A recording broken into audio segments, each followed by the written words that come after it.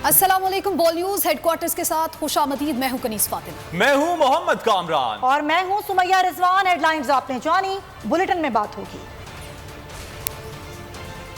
तमाम खदशात मुस्तरद। दमादम मस्त कलंदर होगा। सदर ममलकत मुतहरिक।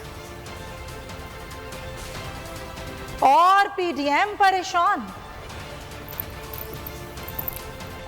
अहम और अफसोसनाक खबर है, रायवन में ट्रेन हादसे का शिकार हो गई है। फाटक क्रॉस करता रिक्शा ट्रेन की जद में आ गया जिसके बाद ट्रेन का इंजन और 2 बोगियां ट्रैक से उतर गईं। हादसे में एक शख्स जान बहक और कई अफराद जख्मी भी हुए हैं। अपडेट कर रहे हैं आपको रायवन से, जहां पर ट्रेन हादसे का शिकार हुई है। फाटक क्रॉस करता रिक्शा ट्रेन की जद में आ गया, जिसके नतीजे में ट्रेन का इंजन और 2 बोगियां ट्रैक से उतर गईं। हादसे में एक शख्स के जान बहक होने की इत्तलात है, जबकि कई अफराद इस नतीजे में जख्मी भी हुए हैं। आप ये मनाजिर अपने टेलीविजन स्क्रीन पर देख भी सकते हैं। रायवन के ये मनाजिर हैं जहां पर ट्रेन हादसे का शिकार हुई है। फाटक क्रॉस करता रिक्शा ट्रेन की जद में आ गया, जिसके बाद ट्रेन का इंजन और 2 बोगियां ट्रैक से उतर गईं। हादसे में एक शख्स जान बहक और कई अफराद जख्मी भी हुए हैं। रायवन से आपको अफसोसनाक खबर दे रहे हैं, जहां पर ट्रेन हादसे का शिकार हुई है। फाटक क्रॉस करता रिक्शा ट्रेन की जद में आ गया। इसी हवाले से मजीद तफसीलात मालूम कर लेते हैं बोल न्यूज के नुमाइंदे रियाज आवान से। रियाज, बताइएगा जख्मियों की हालत अब कैसी है और जो शख्स जान बहक हुआ है उसकी शनाख्त हो गई है?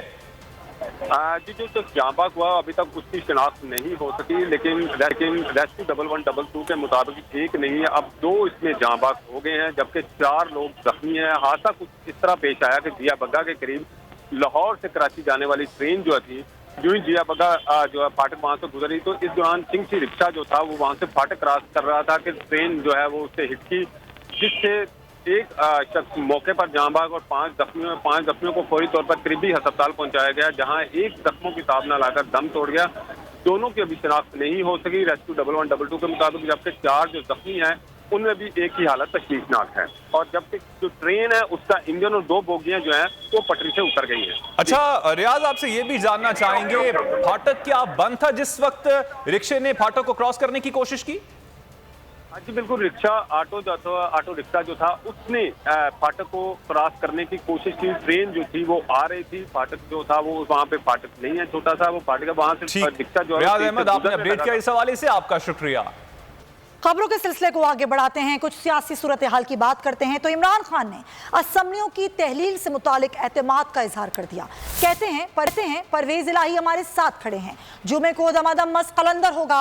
अरकान असम्बली से मुलाकात में चेयरमैन PTI बोले परवेज इलाही इस्टेब्लिशमेंट का दबाव ले जाते हैं। ट्विटर बयान में भी इमरान खान ने हुकूमत को आड़े हाथों लिया, बोले इम्पोर्टेड सरकार ने मईशत का जनाजा निकाला, दहशत गर्दी से निपटने में भी नाकाम रही। तमाम चमगोइयाँ, तमाम खदशात मुस्तरद। असम्बलियों की तहलील के लिए कप्तान पुर एतमाद। लाहौर में अरकान असम्बली की इमरान खान से मुलाकात, असम्बलियों की तहलील और मौजूदा सूरत हाल पर तफसीली बात। मुलाकातों में क्या बातें हुई, बोल अंदरूनी कहानी सामने ले आया। मुलाकातों में परवेज इलाही के हालिया बयान का मामला ज़ेर गौर आया। इमरान खान बोले परवेज इलाही इस्टेब्लिशमेंट का दबाव ले जाते हैं, हम जब कहेंगे परवेज इलाही समरी भिजवा देंगे। परवेज इलाही साथ खड़े हैं, जुम्मे को दमादम मस्त कलंदर होगा। मोहन्नस इलाही ने भी साथ देने की यकीन दहानी कराई है। इससे कबल ट्विटर बयान में भी इमरान खान ने हुकूमत को आड़े हाथों लिया, बोले इम्पोर्टेड सरकार ने मईशत का जनाजा निकाला, दहशत गर्दी से निपटने में भी नाकाम रही। दहशत गर्दी में 50% इजाफा हुआ, उनकी सारी तवानाइयाँ NRO 2 के तहफ़्फ़ुज़ पर मरकूज हैं। इमरान खान ने कहा इंतखाबात मईशत को मुस्तहकम करने का वाहिद हल है, जिससे ये घबरा रहे हैं। इमरान खान कहते हैं परवेज इलाही हमारे साथ हैं, हमारे उनसे तमाम मामला तय पा चुके हैं। उन्होंने असम्बली तहलील करने की समरी दस्तखत करके मुझे दे दी है, जो जुम्मे को गवर्नर को भिजवा दी जाएगी। इमरान खान ने कहा जनरल रिटायर्ड बाजवा से मुतालिक परवेज इलाही के ख्यालात अपने हैं, इम्पोर्टेड हुक्मरानों की वजह से मुल्क तकनीकी एतबार से डिफॉल्ट हो चुका। बाजवा से मुतालिक ख्यालात अपने ही सही, लेकिन PTI और काफ लीग साथ साथ हैं। दोनों का पक्का इत्तेहाद है।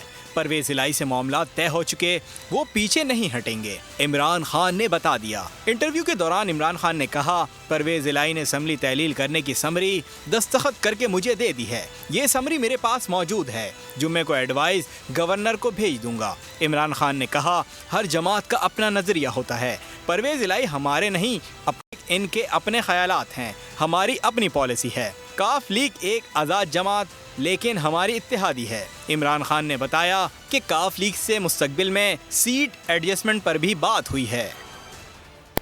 खबरों में आगे देखिए पीडीएम की भाग दौड़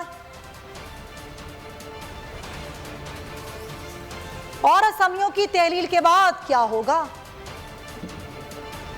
और नाज़रीन, तहरीक इंसाफ और काफ लीग के दरमियान सीट एडजस्टमेंट के लिए कमेटी तश्कील दे दी गई है। कमेटी शाह महमूद कुरैशी की सरबराही में कायम की गई है। कमेटी में फवाद चौधरी और परवेज खटक भी शामिल होंगे। कल पहला इजलास भी तलब कर लिया गया है। फवाद चौधरी कहते हैं कमेटी इंतखाबी एडजस्टमेंट के मामलात को देखेगी।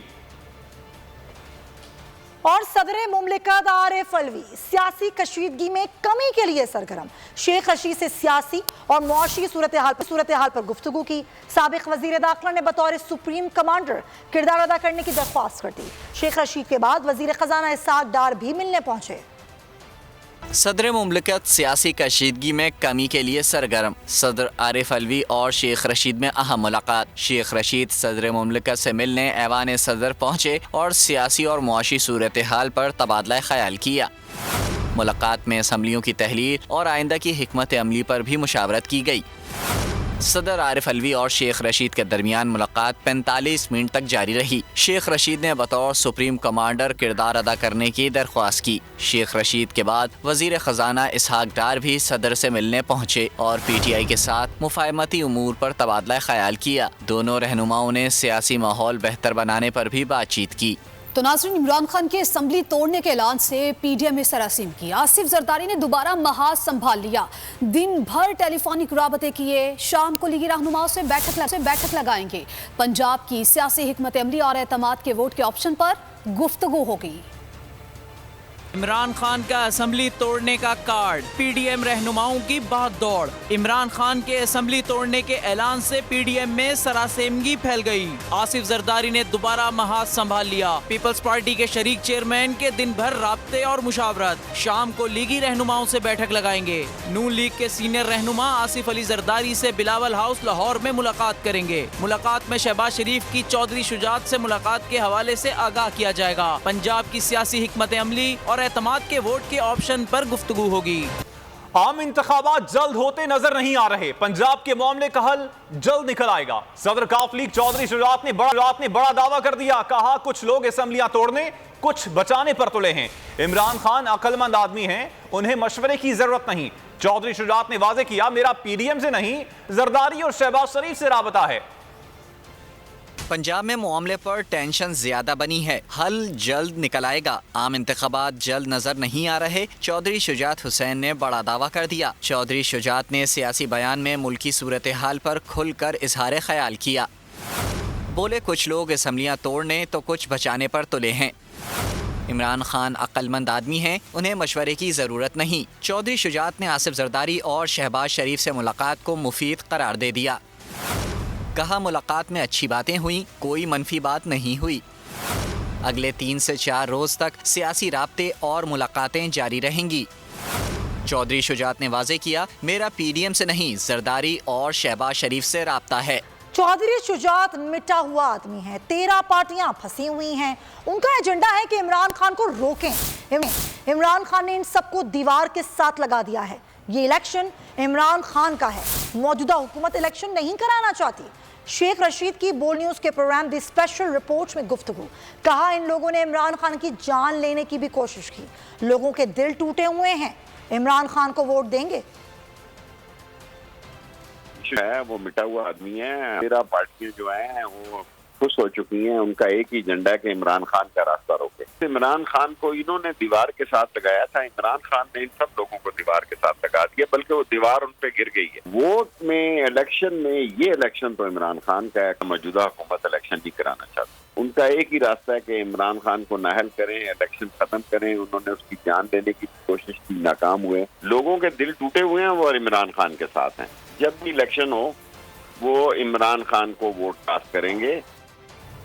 पंजाब और खैबर पख्तूनख्वा की असम्बलियां तहलील होंगी। दोनों सूबों में इंतखाबात की तारीख का फैसला कौन करेगा? इंतखाबात कब और कितनी नशस्तों पर होंगे, इस हवाले से आईने पाकिस्तान क्या कहता है, जानते हैं हेड ऑफ कंटेंट बोल न्यूज इस्लामाबाद MB सोमरो की इस रिपोर्ट में। सूबाई असम्बलियों की तहलील। आइन के आर्टिकल 224 की शिक 1B के तहत अगर कोई सूबाई असम्बली तोड़ दी जाए तो इसमें 90 दिन के अंदर इंतखाबात कराना होंगे। आइन के आर्टिकल 105 की शिक 3F के तहत गवर्नर तहलील की तारीख से 90 दिन के अंदर इलेक्शन के इनेकाद की तारीख मुकर्रर करेगा। आइन पाकिस्तान ने सब वाजे कर दिया। इंतखाब के बाद नताइज का ऐलान ज्यादा से ज्यादा 14 दिन के अंदर कर दिया जाएगा। दोनों असम्बलियां 23 दिसंबर को तहलील हों तो इलेक्शन 23 मार्च तक कराने होंगे। इलेक्शन एक्ट 2017 के सेक्शन 57 के तहत 7 दिनों के अंदर इलेक्शन कमीशन को इंतखाब का शेड्यूल जारी करना होगा। पंजाब असम्बली में 257, KP में 115 जनरल नशिस्तों पर इंतखाबात होंगे। चारों सूबाई असम्बली की नशिस्तों की तादाद 593 है। पंजाब और KP के असम्बली की नशिस्तों की तादाद 412 बनती है। इस तरह चारों सूबाई असम्बलियों के कुल जनरल नशिस्तों में से पंजाब और खैबर पख्तूनख्वा में 69% से जायद नशिस्तों पर इलेक्शन होंगे। अगर आपको ये वीडियो पसंद आई है तो हमारे चैनल को सब्सक्राइब करें और बेल आइकन पर क्लिक करें। हकीकी आजादी की जंग में बोल भी कप्तान के हमकदम। इलेक्शन कराओ मुल्क बचाओ की लाइव ट्रांसमिशन, दिखाई लम्हा बलम्हा सूरत हाल। रील और रेटिंग में भी बोल न्यूज रहा नंबर 1। सब्सक्राइब करें और बेल दबाएं ताकि कोई खबर रह न जाए।